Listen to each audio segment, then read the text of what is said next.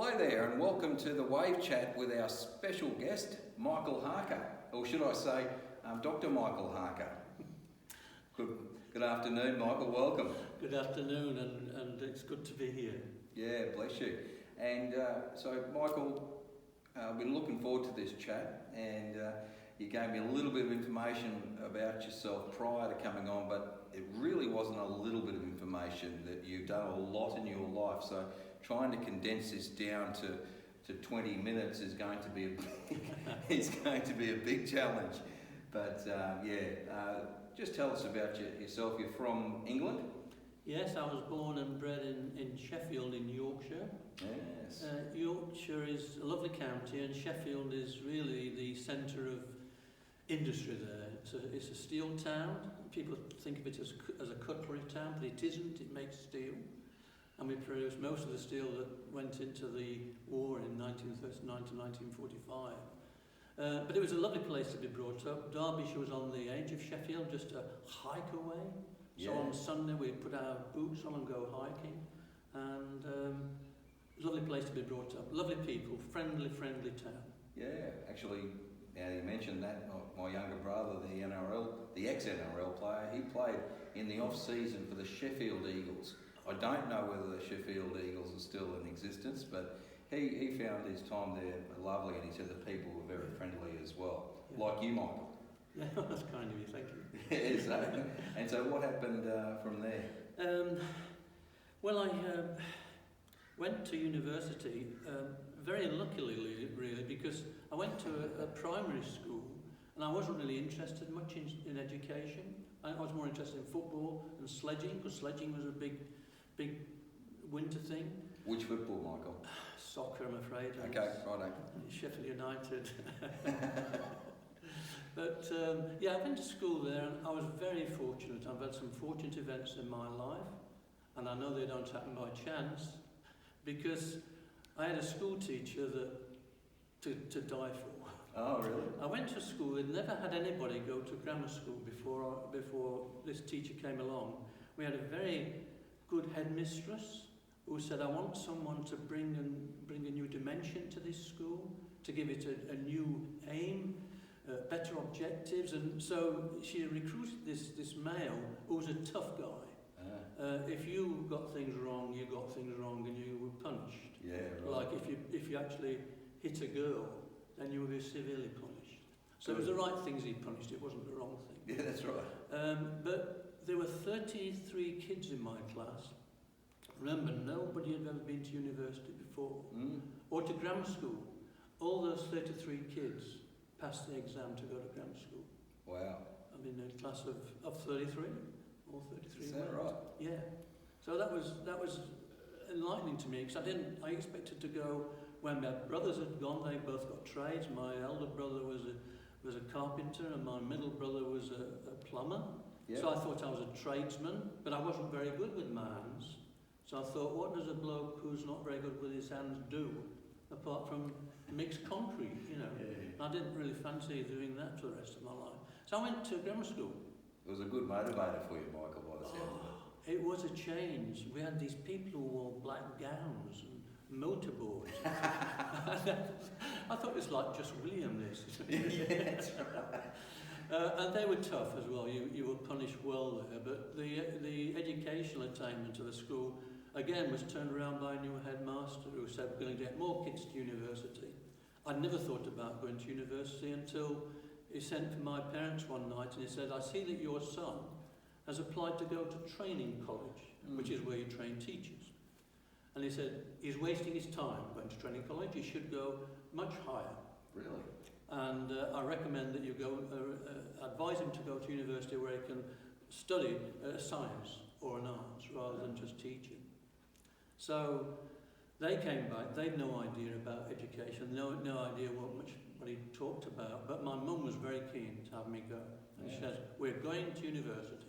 We are going to university. So we did. We are. And we are, yeah, that's mum.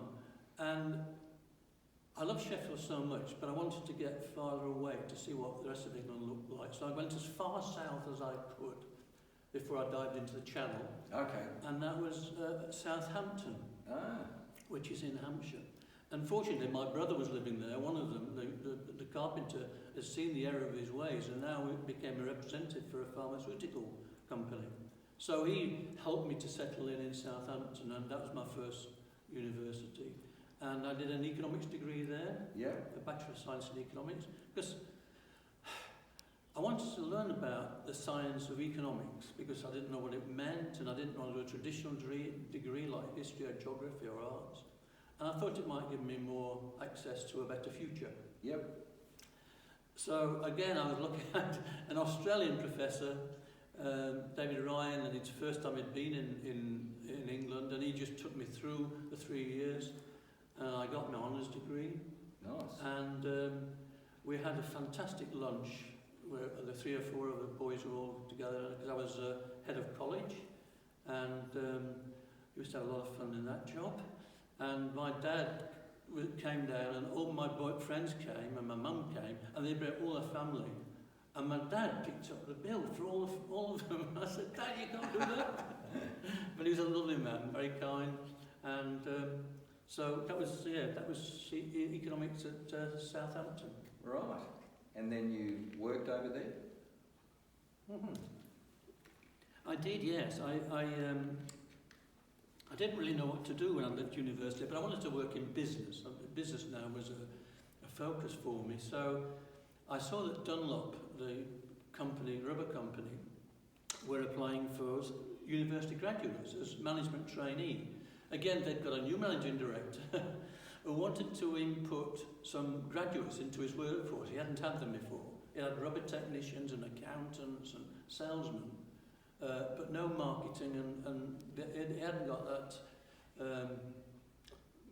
group of young people, you know, who were asking questions and doing things. So I went there, and it was potentially a representative's job. So I became a sales management trainee, and I spent the first 9 months in the office, going around learning all about the products we sold, going out with the reps. And then I got my own territory. I got the whole of Wales, and that was lovely, meeting all the farmers, selling Wellington boots to them. And Did you sell volleys to them as well?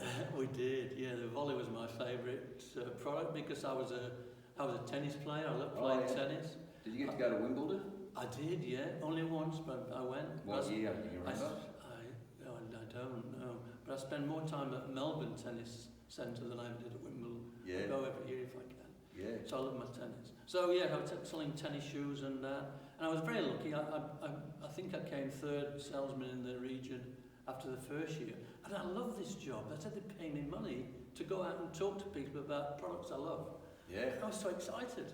And then in the last year I was there, I actually became Salesman of the Year.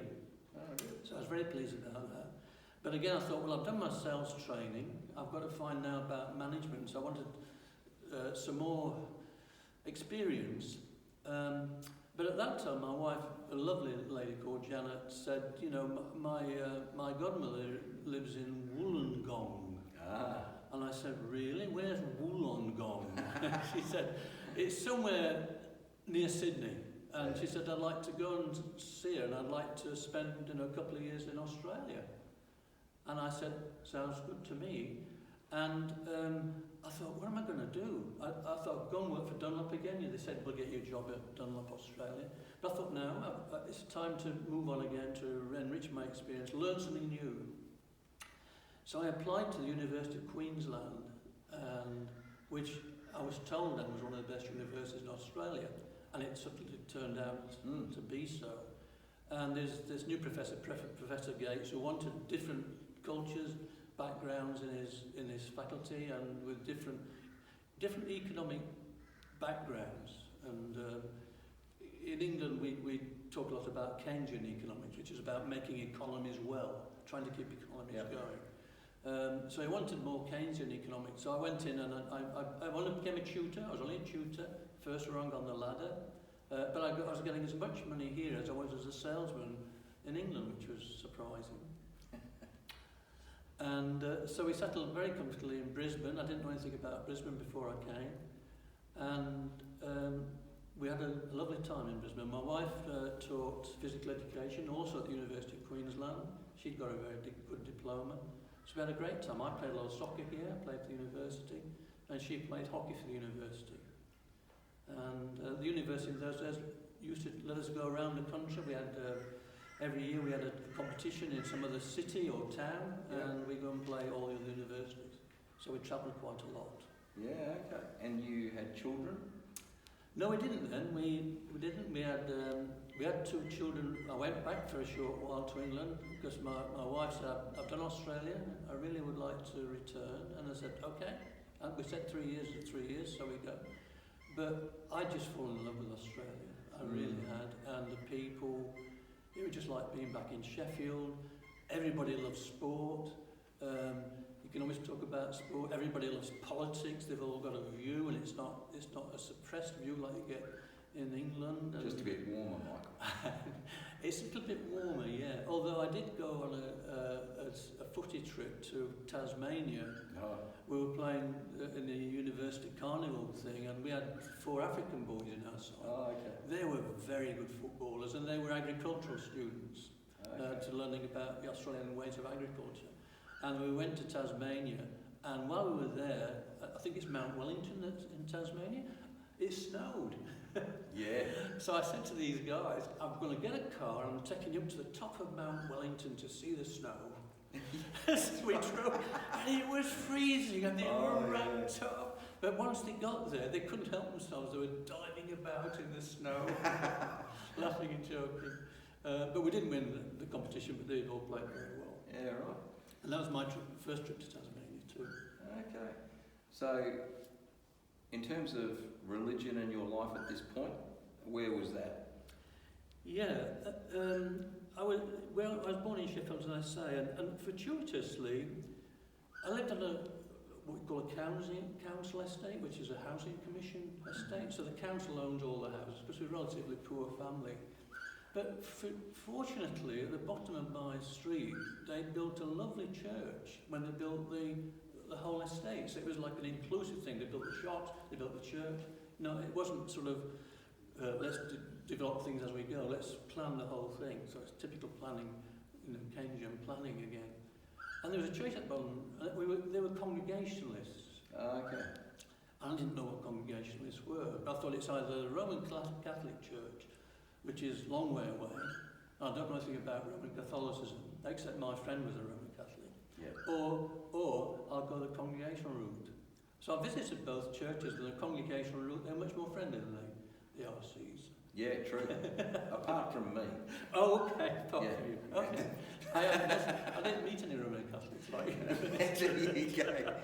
And so, so you've ended up having 2 children. Yeah. With your first wife. Yeah. And then you did all these other degrees. How many degrees in total have you got? This probably makes it easy. Okay, I've got a Bachelor of Economics, and I've got a Master of Marketing, and I've got a Doctor of Philosophy. Wow, how did you fit all that in? I don't know, but it was just curiosity, and luckily I was able to work while I was doing, apart from my first degree, I was able to work while I was doing the degree, so I've self-funded myself. And the final degree, the Doctor of Philosophy, I was working at Griffith University in Brisbane. And I had a very good boss. I got these fantastic bosses. A guy called Peter Graham, who's left us now, a Roman Catholic, but I forgive him for that. There's another one. I forgive him for that. And we were good friends, and he helped me a lot in the rigours of research, which I really didn't understand. So I'm a very practical sort of guy. Yeah.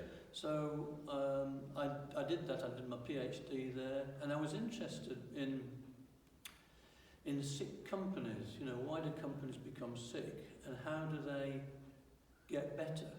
Yeah. If they do, or how do they die, or why do they die? Yeah. And we were losing a lot of companies in Australia at that time. So it was a recession time. So my degree was really looking at how we turn around these businesses from failing business to successful ones. Oh, cool. And I visited a number of companies, and I got a lot of managing directors involved, and they were interested in the research, and they always came and gave seminars to my students and things. So we had a really good situation going. And was that the most satisfying role that you've had? No, the most satisfying is I was fortunate again because, you know, I had bought a house here in Noosa, Sunshine Beach actually, before we came to Noosa, because I've got a young daughter then and we wanted to experience the seaside, and I wanted us all to become lifesavers. I'd seen these guys on the beach and asked them what they did, and so I said, we'll do that, because with a little Amy... Were you a Baywatch fan? No, not really. No. But we wanted Amy to be a great swimmer. So we joined the life-saving things with them, all became lifesavers. So I've forgotten the essence of your question. The essence of the question, yeah, we came up here, and suddenly God said, I think we want a university here on the Sunshine Coast. Okay. And I thought, why do you want a university on the Sunshine Coast? When I think about it, why not?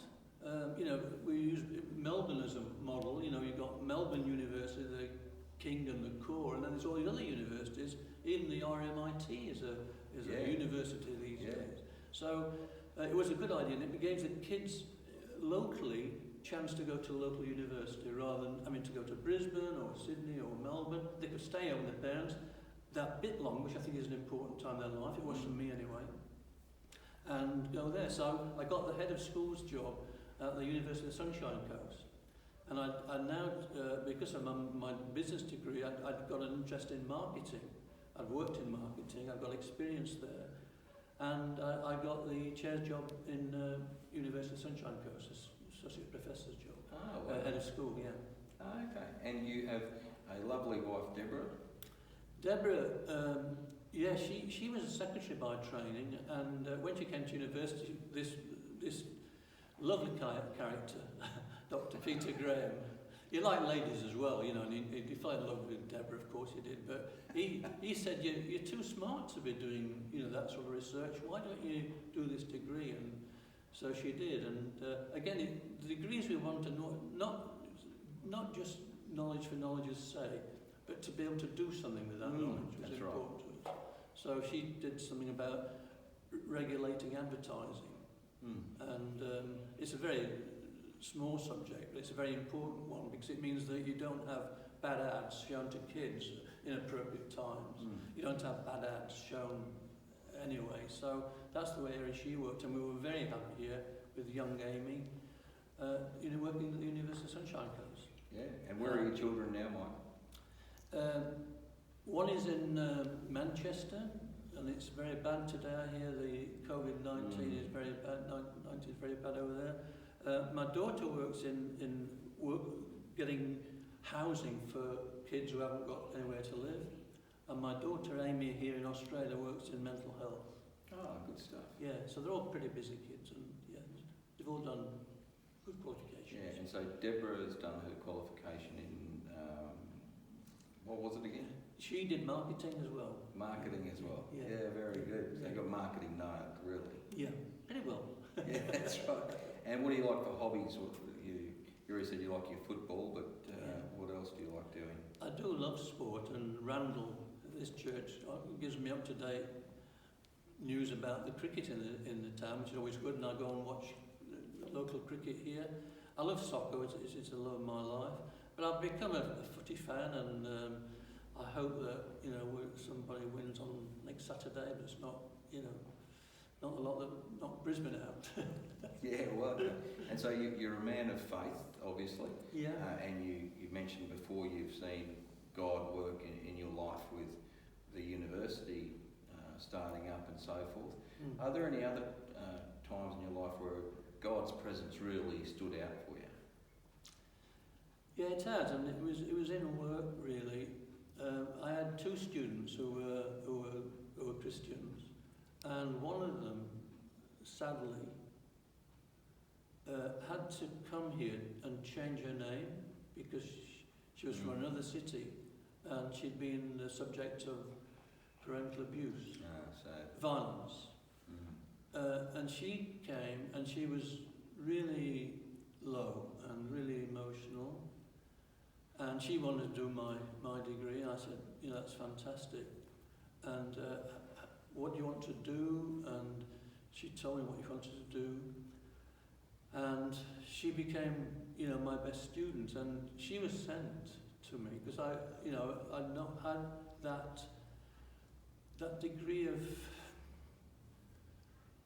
faith with my students, but she had total faith. You know, she was going to do this, and I thought about her background. And I thought, how can you? What strength of character is this? You know? So she made a profound influence on me, and on the year she came in, she changed the whole year. You know, the whole students who were doing marketing, she got involved and did everything. She's working in a charity now as, I think, CEO or something. So that was a profound change in my life. Yeah. And how are you going at the moment with everything? I'm doing okay. I had a preliminary discussion with a doctor, and it appears that I'm in the first stage of dementia.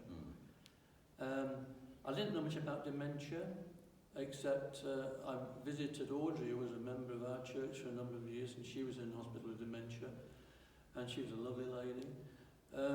But I recommend anybody who is worried about dementia, go to the University of Tasmania's website. They've got a course on dementia, which shows you all the things about it. And it's very easy to follow, and they give you a diploma at the end of it with a tick. Just to add to your other 100. And I think they've had 22,000 students through this course. For a little university like Tasmania is just amazing. Yeah, so you've got a great attitude towards it, obviously. I have. So we pray that that holds you in good stead. But I like what you said earlier before we started online. You said you're in denial about it. I thought that was great. Yeah, I'm in denial until I know everything about it. That's right. Well, look, you're the sort of guy that I could talk to, you know, all day and night, but, you know, we do have to probably get home at some point. And our producer's here. And our producer, executive producer, Bruce, out there, you know, he's going to give us that look in a second. But look, we pray for you, Bruce, and your family, that God's grace is upon you and mercy as well. So it's been fantastic talking to you, and we wish you all the very, very best. Bless you too, James. Thank you very much indeed. Thanks for joining us. Thank you, Bruce.